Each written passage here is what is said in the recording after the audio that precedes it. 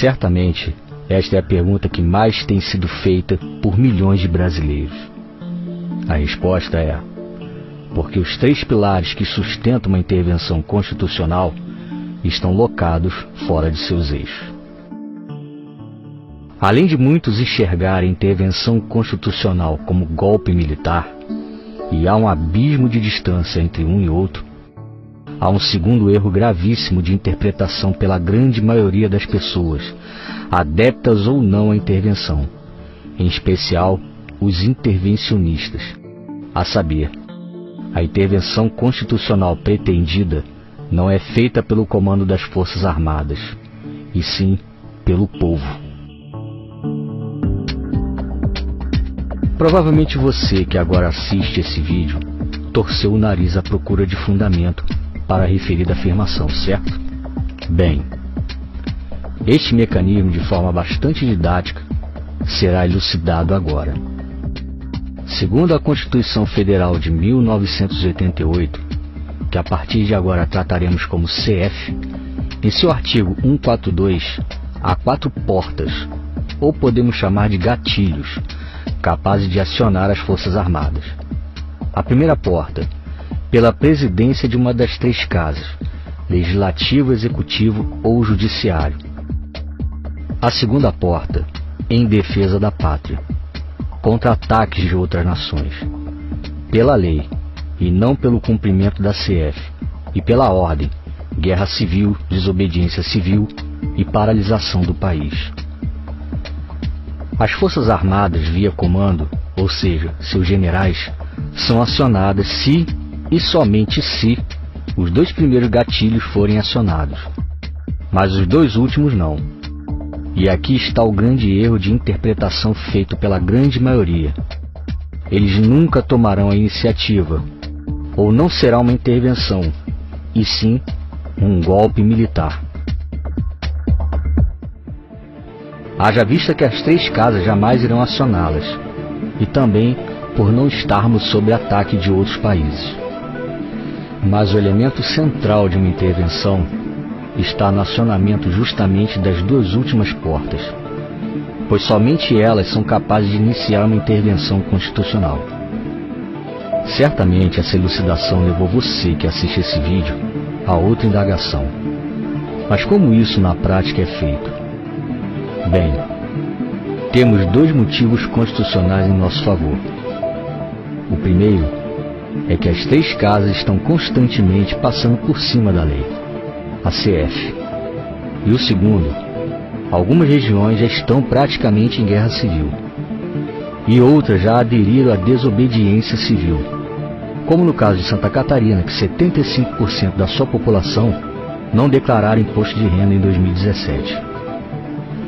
Repare que mesmo sem se dar conta, o cenário do país está a se desenhar para o acionamento desse último gatilho. Mas para que de fato seja iniciado o processo de intervenção, é preciso rever 2 situações. A primeira, unidade entre os grupos intervencionistas e adeptos da causa. Isso envolve grupos de direita, os anticomunistas e principalmente o povo de bem. A segunda, organização e liderança para que os grupos ajam de forma consciente, simultânea e principalmente com a massa da população como endossatária. Há inúmeros grupos e adeptos à intervenção constitucional atuante no país, e fora dele também. Mas há também 2 outros elementos capazes de enfraquecer cada vez mais a ideia de uma intervenção. O primeiro é o ego.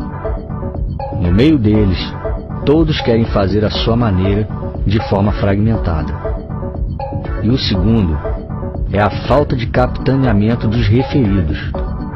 Além de não entenderem o mecanismo da intervenção, intitulam vários líderes a liderar um único grupo. Com isso, restam evidentes alguns problemas à grande massa da população. Vendem a imagem errada sobre a intervenção, demonstram desorganização e principalmente demonstram-se, mesmo que sem saber, como grupos anêmicos, sem força.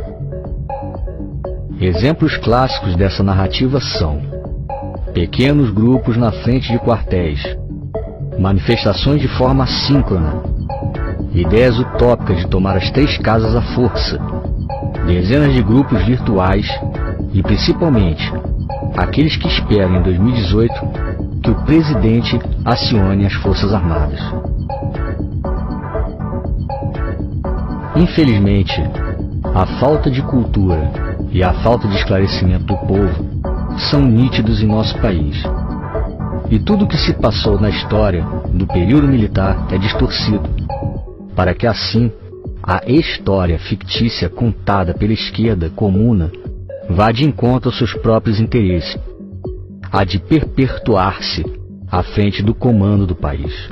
Com base nisso, a grande mídia, a maioria dos artistas pseudo-intelectuais, parte dos professores e afins, que são adeptos ao socialismo e comunismo, ou têm interesses financeiros, vendem a imagem distorcida do período militar no Brasil, que foi de 64 a 85.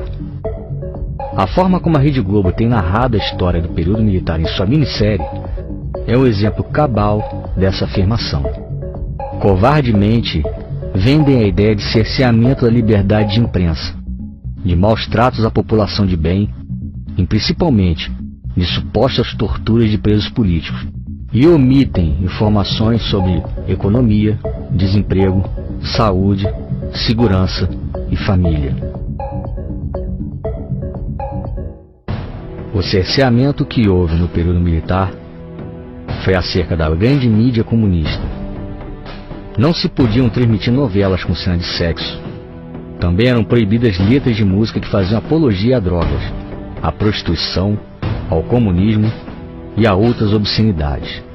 Quanto aos maus tratos e supostas torturas, diferentemente dos dias atuais, os bandidos eram tratados como bandidos, não possuíam bolsa presidiário e direitos humanos. Usuários de drogas que ficassem pelas esquinas eram tratados como foras da lei. Guerrilheiros eram tratados como traidores da pátria. E nas classes escolares, os professores eram tratados como heróis. Nos intervalos tocava-se o hino nacional. Houve o maior crescimento econômico de todos os tempos e o menor índice de desemprego sem precedentes. A família era tratada como instância máxima da sociedade. Não se ouvia falar em aborto, tampouco em divórcio. Grupos minoritários que buscam direitos especiais, eventos de sexo a céu aberto, parada gay, feministas que defecam em plena Avenida Paulista e direitos humanos que defendem bandidos, sequer cogitavam existência. No que concerne a bandidos travestidos de políticos, esses sempre existiram na história da sociedade. Mas no referido período, o sujeito que fosse pego na prática de qualquer crime político, não havia STF para protegê-lo. A lei era cumprida. Nunca houve golpe militar. O que houve de fato foi um clamor de milhares de vozes, vozes do povo. Da mesma forma que foram feitos com Dilma e Collor. Forçosamente, essas milhares de vozes fizeram o Congresso caçar o até então presidente comunista João Goulart. Quem fez a intervenção de 64 no Brasil foi o povo. Artigo 1º da Constituição Federal. Todo poder emana do povo.